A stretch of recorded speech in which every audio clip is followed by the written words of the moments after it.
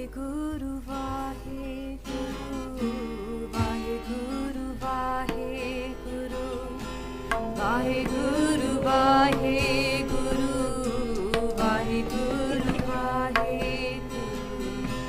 WhyGuru. Yeah, any questions about this part of the course, what we just talked about? Guruji's childhood and then... Is it a religion or is it a way? Okay, the word religion is a Western word, yeah? It doesn't come Punjabi. Sikhi is a Dharam, right? So it's a good point. A Dharam or Dharam has built into it a sense of duty. Dharam is not something to believe in, a Dharam is something to do. Yeah? It's a duty. So when you have a Dharam, you have to fulfill that to be Dharmi. So the Sikh has a Dharam, that means the Sikh has something to do, right? So when a Sikh is not doing what Sikhi is saying, they're not a Sikh. You see what I mean? As per Sikhi. So the word religion means you believe certain things and you're part of that belief system. Sikhi is not a belief system. Sikhi is a doing system. So if you're not reading your part, if you're not saying WhyGuru, and you're not actually doing seva, you're not being a Sikh. You're not doing as a Sikh. Because Sikhi is about doing. So we'll talk about that next week more. What does a Sikh have to do? But Sikhi, the word is Dharam. It's not a religion. Whereas in Christianity, it's more like believe in certain things. Or Islam, if you believe in these things, you are now formally part of our belief system. But we're not a belief system. Okay? That's why, if you're doing pratar on the street, somebody goes to me, I want to be a Sikh. How can I become a Sikh? What do you say? Live as a Sikh. If you live as a Sikh, you're a Sikh. Yeah? So we just tell them, look, start waking up in the morning, do Japji Sahib. You're a Sikh. That's it. Go to Gurudwara Matha Tek. You're a Sikh. Yeah? But that's what it comes down to. Live as a Sikh to be a Sikh. Okay? Go. Any other questions? You mentioned that Guru Nanak Dev isn't a prophet. He's not a prophet. If he's not a prophet, and you've got prophets, you've got saints, and then you've got Guru Nanak. What would the correct way of explaining to somebody who Guru Nanak is then? Okay. Satguru, Kaljug avatar. They're the solution for Kaljug. That's how Sikhi would see them. That in this dark moonless night, yeah, Kabirji wasn't Kabirji was a guru of the truth, right? But he wasn't a solution to Kaljug. So when Bani talks about Kabirji, he's Shromani Bhagat. Yeah? When I say Shromani, he's the highest Bhagat. So after all the gurus, then will come Kabirji's Bani. So in each rag, you don't know that yet, but it's divided, or some of you probably do know. But Guru Granth Sahib is divided by rag. In the sections, it comes up with Guru Nanak Dev Ji first, and then all the different gurus by number, and then after that, it starts with Kabirji. Okay, so he's given the highest status amongst all the Bhagats. Yeah? However, Kabirji was not on a mandate from God. He was just he became one with God through his bhakti, but he wasn't sent with a mission. And that's why there's 10 gurus. Yeah, the gurus are sent on a specific mission to fulfill. Yeah, and that mission is to take all of us from Kaljug to Satyug. Yeah, they've come to solve this thing. You know the four things we talked about: Satyug, then Treta, then Dwapar, and then Kaljug. Well, it doesn't go back up that way. Yeah, it goes from Kaljug back to Satyug. So they're the solution to take us from here to there. So how would I see my guru? The solution to Kaljug. Yeah? And that's why they include the light from other people, because that light was reflected in other people, but it wasn't completely there. Their guru is complete. He has every solution: the political solution, the spiritual solution. You know, everything you could think about. It's all there. Yeah, the Bhagats are, they from their hard work and their kirpa, they got blessed. Yeah, but Guru Sahib, they were just one. They came as that. Like Guru Gobind Singh is a good example. Yeah, when Guru Gobind Singh is a couple of months old, Peer Bikhan Shah turns up to Patna Sahib with the two boxes of sweets, one from a Muslim shop, one from a Hindu shop, and they say choose one. To the baby Gobind Rai. And what does baby Gobind Rai do now? He puts his hands on both of them. Yeah, so they were born as the light of God. Okay, they're the moon. The moon reflects the sun. That's all they are to me. They reflect WhyGuru purely. They're the full moon. Okay, there's no ego in Guru. Yeah? They're purely reflecting God. Anji. Was Guru Nanak the first pooran guru to come on this planet? Well, they are. That's a hard question. The reason why, because if you look at the idea of all the jugs, there are other gurus in it. But what it says is Chare Joge Chojugi Panchayan which aap hua. So in each jug there was 4 people, right? But the supreme one, he came as himself. So Bani says that Guru Nanak Dev Ji is supreme amongst all the Sadgurus of all the different jugs because God themselves came as them, yeah, to solve the whole situation. So yeah, we will see him as supreme amongst all of them. And that's why if you look at the old paintings, you see sometimes, if you see these paintings, Guru Nanak Dev Ji is quite big, and you've got a lot of Hindu gods and goddesses bowing to them. Have you seen that? If you haven't, just go online and Google it, Guru Nanak Dev Ji's ancient paintings. And you see that all the Brahma, Vishnu, Mahesh, they're all bowing to Guru Nanak. Yeah? Because he was seen, and the Sikhs would say, he's supreme, he's God himself. But a lot of our youth, what we get told, sorry, just before you, a lot of people will tell you now, yeah, the Guru Sahib is our teacher. That's a very low interpretation of Guru, of Satguru. Very low interpretation, because we don't go to school and wash our teacher's feet and drink it. Yeah? We don't do that. We don't matha take to them. Guru teacher can be right or wrong. Guruji is not like that. They're not a prophet either. They don't just come with a bani and live good lives as a good example of a perfect human. They're way beyond that. So some of you guys this might be new to you, okay? But this is the approach of, this is not the academic approach to Sikhi, yeah, as you can tell, right? This is the Sikh approach to Sikhi. Okay? This is the Gurbani approach to Sikhi. This is how the Sikhs, they read Gurbani, will see Guru in this way. So, Guru Nanak Dev Ji was solution in Kaljug. So, would you say that, do you believe that Ram and Krishna was also sent by a Kaljug, but in a different era? Yeah, that, I would agree with that. That in a different time, different place, they were the light, they were the Satguru at that time. So, as Sikhs, we should accept the Vedas as well as something that happened in the past. No, because the Vedas are not written by Ram or Krishnji. Yeah? The only thing we have is the only thing we could look at, but we don't have to accept them.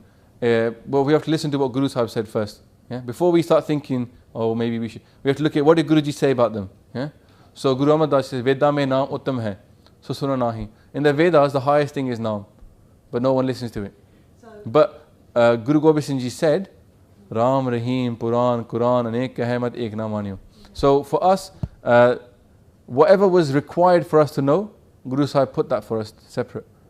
Yeah? Because the Vedas are written in Sanskrit. You need a Pandit to translate those. They're not for the common person. So Guru Sahib put the truth for us. But we don't have to reject them. We don't have to say, oh, this is all falsehood. You can study it if you want, but wherever the Vedas go away from Gurbani, reject the Vedas there and accept Gurbani. Okay? Where they are very incongruent, like for example, I went to lecture about Tira Singh Nirmala.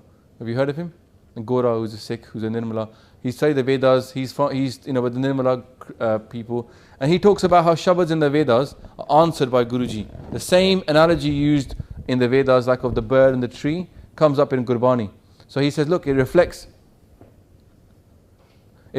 yeah? And therefore, it's answering, it's a debate. But for us, for a Sikh, is like Gurbani takes precedence over what anybody else says. So, but yeah, you know what I mean? It's like, you could read the Vedas, but then, it's a bit rude, but okay, you got the Vedas, 4 Vedas, yeah? Then you got the Vedantas at the end of all them. Then you got the Shastras and the Puranas, yeah? But then if you look at the intellectual level of people in those days, and the life, the length of the life, because obviously they were living from Satyug for 100,000 years. Yeah, they were living for 100. Yeah, and then the next yug there was reduced to 10,000, and then 1,000, and now going up to 100 years. Yeah. So we don't really have the time to go and look at all of the Puranas and the Vedas, but obviously the people at that time could do. Yeah. So obviously that's why now when we look at the Guru Nanak Dev Ji's Shabd and the direct connection with WhyGuru makes sense for those people who are living in Kaljug, because it's not possible for somebody who's not born a Hindu, and not obviously a lot of Hindus don't know the Vedas. So for someone to start from scratch, going down that route, it's going to take more than one lifetime. Yeah, so that's why when I said at the beginning, there's no such religion as Hindu, because effectively what Guru Sahib is saying, that all you Hindus who are going idol worship need to become Sikhs. I know nowadays like, oh, that's a bit rude, but that's what Bani is saying. All you guys, you're lost. You need to come to Sikhi and find God inside you. Yeah, Don't worry about the yogis and the Hindus, the Pandits, they got their own thing, but the average person is supposed to become a Sikh. Yeah? Because that's where the truth is. Otherwise they wouldn't say we're Satguru. You know, the word Satguru becomes like true Guru, but that word translation doesn't make any sense, right? Because later on there's the word Ad, such, Jugad, such, happy, such, Nanak, Sipi, such. So my translation of the word Satguru is the Guru of the truth. The Guru who is one with the truth, who's come to enlighten us to the truth. The enlightener of the truth. That makes more sense, right? Because that's what they were. Just picking up on your point, Benji, if you also think about it, if you're in Satyug and you lived 100,000 years, it takes you 100,000 years to go through one life cycle. And now we're in Kaljug, the advantage here is that in 100 years, you merge with God. You got the chance, yeah. You know, you've got the chance now to do it in a short space of time. So the value of taking Nam now in this jug is 100,000 greater than in Satyug. That's another way to look at it. Yeah. But there's a you know when you talk about yugs, there's a story of, have you anybody ever heard of Santokh Sar? Santokh Sar, it's right next to Harmandir Sahib, there's a little pool of water called Santokh Sar. The story of Santokh Sar is this. When they were digging up Harmandir Sahib, they found, they were digging around it as well for other things, and they dug down and they found this yogi in a samadhi. Yeah, he was in there, had to break the area around him, and they found this guy, in, maybe he was dead, they don't know. And then Guru Nanak Dev was called. Maharaj, look, we found this guy. And I think maybe some of the Sikhs woke him up, and they said, wake up, are you still alive? Are you breathing? And this yogi comes out of his samadhi, he's in a trance. He's been buried underground for God knows how long, hundreds of years, yeah? And he says, is it Guru Nanak Dev Ji's time yet? He asks me, is it? He goes, well, yeah, but it's now Guru Arjan. He's the fifth Nanak. And he goes, take me to him, take me to him. And this yogi went to Guru Arjan Dev Ji, fell at their feet, said, Maharaj, Amrit de do, Naam de do. Yeah? And Guruji gave him Amrit, and then he died. That's it. He's waiting for that. Even for someone like that to understand that concept, how could he be in samadhi for that many years? A lot of it is because in those yugs you had different shaktis and you could do different things that you can't do now. Like you could think of somewhere and go to a different planet and go to one of the lords. Guru Nanak talks about those people still being able to do that. It talks about the yogis that attacked him. And next week we can talk about how Guru Nanak Dev was attacked by yogis. They had mystical powers. So the people can still do that. And it says, Pawn Ahar, to live off air and live for hundreds of years. It talks about that. So you could still do that. There were people that had that power from that time. Yeah. But the fact is that for the average person on this world, yeah, Sikhi is giving you the ultimate essence, condensed. And this is why a lot of Sikhs go a bit wrong. I'm not saying wrong, but they end up rejecting the whole of what's happened in Indian history. Yeah? They say, oh, this is all false. All these Krishna, Rama, they're all false. Yeah? But actually, if you read some of what happened in the Mahabharata, one of my favorite bits is when this guy called, what's his name? I've forgotten his name right now. Is Bhishampita. Bhishampita is on the battle in Mahabharata, yeah? And he's just given up his life for the right thing. He's fighting for the wrong team.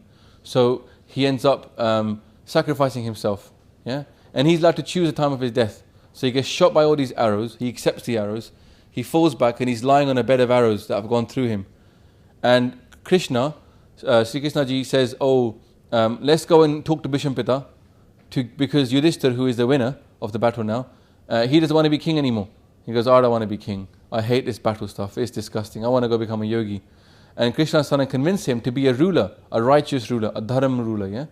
And he doesn't want to be. So he says, let's go and talk to Bhishampita. He'll give you advice about this. Now, unfortunately, Bhishampita is lying there on a bed of arrows in extreme pain and can't talk. So Krishna Ji blesses this guy and says, look, you can now speak without pain. And then comes a discourse upon Dharam. What is righteousness? Okay? That's for a leader. And the leader's dharam is the highest dharam of all dharam because they can actually do the right thing for more people than just for themselves. Right? Stands to reason, right? So this discourse is very important discourse for Sikhs to learn from as well. And there's many stories of Guru Gobind Singh Ji having translated a lot of famous teachings, yeah, for the normal Sikhs to learn about politics, Rajniti, which is politics, yeah, translating that for the common person. But unfortunately, like the normal average response for people nowadays, they don't know what Guru Sahib done, and they say, no, there's nothing to do with us. They heard the word Rama and they run like, or Satyug, and they think, Satyug, that's just complete lies. It never happened. Never happened. Yeah? So, but Bani talks about that. So we have to kind of expand our view frame a little bit. First you've got to start accepting reincarnation. Then we've got to start accepting that people live for hundreds of thousands of years. We've got to start accepting that people have the miraculous powers. People can experience God. And then if we start to connect to God, we realize we've got that as well inside us. Yeah? That's why I don't think Sikh should have this mentality where you say everything in Hinduism is mythology, because when you start accepting some of it that ties in with Sikhism, then I think you can have a better understanding about Sikhi and what Gurus are talking about. So it's important to study it, but like I said, it's always a kasvati. Just make it in your mind, don't get scared of studying other religions, just think, I'm studying them, but I've got my sounding stone. Yeah? If it doesn't go with Gurbani, I don't have to listen to it. Okay? That's the key thing. Alright. Okay, so what next, yeah? Right. Everything that we do is a bit like langar. Yeah? It's free at the point of consumption. Okay? You don't go to Gurdwara, they don't charge you for langar, right? The same thing. Shabad and Bani and Sikhi I believe should be like that. We don't charge anything for anything. But we say, look, give something, well, we should give something. But if you can't, that's fine. We won't be charging you for it. The long-term plan, as I said, for this is that this becomes like a foundation course for people that are getting married. That's one way of making sure people go on the course to say, look, you can't get married in a Gurdwara unless you do this course. Because people keep talking about it, but no one's making this course. So we've got a course now, should be going online, so people can do it. And then obviously, I hope that we can get this into every university. So you in your first year, you turn up, spend a couple of from September, and by January you go on the WhyGuru course. Okay? So by the time you've gone your first year, you've gone on this course, you've learnt the basics. And then the rest of your university life should be more about progressing beyond that, maybe going Japji Sahib course. So when you leave university, you should have this. If you're not at university, then they should go even before that in the Gurdwara. So every Gurdwara should have this course. I'm not saying because I made the course, because I wish I'd had this course when I was young. So I knew what my gurus did. Okay? And then the following up from this course is the Why Khalsa, Why Fateh course. Yeah? And it's like step 2. As I said, I do like wordplay, so that's the reason. Okay? So that's going to be more about streams of learning, yeah?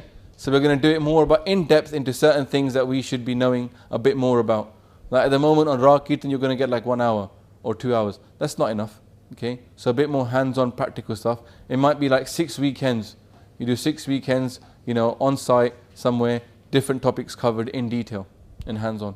Okay? So these are things that we're talking about: theory of Rag, theory of Tal, learning Gurmukhi, Gurbani, other scriptures, Gurmat philosophy. So that's like, it's not made yet. We'll get some people together, knock some heads and come up with something. All of this, all of what we're doing now, like not just basic Sikhi, but most things that are happening in the Panth, you will realize people have to sit down and invent stuff. There's no blueprint. There's no plan. You've got to do this, that and that. You have to make it up as you go along. Yeah? Because we're living in a world, the world is changing. And our generation has to come up with the solutions for our generation. Yeah? It can't be 200 year ago plan. The Singh Sabha movement and that, they tried to do what was there for that time. Okay? They made pamphlets, the printing press. Now it's about blogs and YouTube and stuff like this. Who knows what's going to be like the future? We don't know. We have to start making things for ourselves. Yeah? It's in our hands. Bani says, Apan hati apana, ape hi kaaj savari hai. It's in your hands. So sort your own stuff out. So if you see problems in our Panth, my view is, it's like milk on the floor in the kitchen in your house. You don't tell your mum about it. Just get a tissue and you clean it up. And what we do nowadays is, man, they should do this, man, they should do that, they should do this, they should do that. Who's they? Who are these they people? We have to do it. Yeah? So if you see a problem, you don't know about something, learn about it. The next time someone can come to you for help. So if you stick to this course, you could be like that person in your community where your friends will come to you and say, somebody asked me this question. You say, nah, bro, I'll tell you the truth. Yeah? That should be you guys, right? It's not about one person here imparting. Idea of this course is that we can train the trainer. Take the PowerPoints and then go to your local area and teach the course. Okay? Because you can't be in one place at all times. But we're not going to just let willingly any person just download them and start teaching it. We're going to do like train the trainer. Yeah? So they get given it. So we want to make sure that people have the right mentality before they teach, because some people they just want to teach, but they might not be, open to other people's viewpoints. And they might get too hardcore. And that's not what we want to do at Basic Sikhi. So if you go on the course, by base of Sikhi, then the idea is that we're not judging you, we're just going to arm you with knowledge.